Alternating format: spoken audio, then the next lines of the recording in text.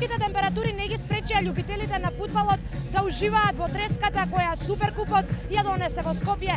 Фудбалски игралишта за најмладите, фотографирање со трофеите и бројни музички настани. Главниот град живее фудбалска еуфорија. Плоштадот исполнет со навивачи. Големиот фудбалски спектакл ги собра љубителите на најважната споредна работа на светот. Најголем интерес предизвикаа трофеите на УЕФА. Сите ја искористија ретката прилика да се фотографираат со нив. Желбите на навивачите се различни, но сите очекуваат на повторливо фудбалско доживување. Just a great game. Добра игра, добра забава. Не е важно кој ќе победи. Само сакам да гледам одличен фудбалски надпревар. Очекувам еден спектакларен надпревар и мислам дека Реал ќе победи. Ова е еден доживљај што не се доживува секоја година. Мислам дека треба да искористи овој момент. It will be a great match. Тоа ќе биде одличен надпревар меѓу двата најдобри фудбалски клуба во светот. Очекувам победа. Ние сме европски и светски шампиони. Ние сме најдобри. Очекуваме голове. Очекуваме голови, како и досега. Минатиот пат беше 13-2, а овој пат очекуваме 15-4.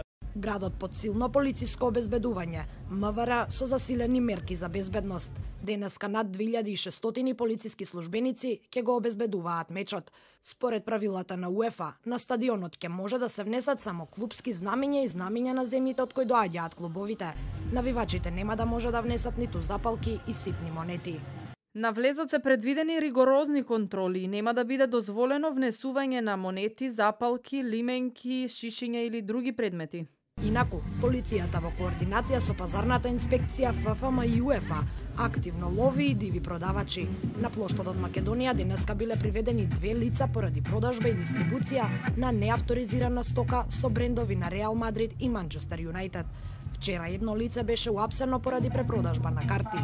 Според нашите информации, вчера била запленета и роба во вредност од над 1000 евра. Од МВР уверуваа дека безбедноста е на највисоко ниво, а денеска ниту еден спорен навивач од црниот список на Интерпол не се обидел да влезе во државава.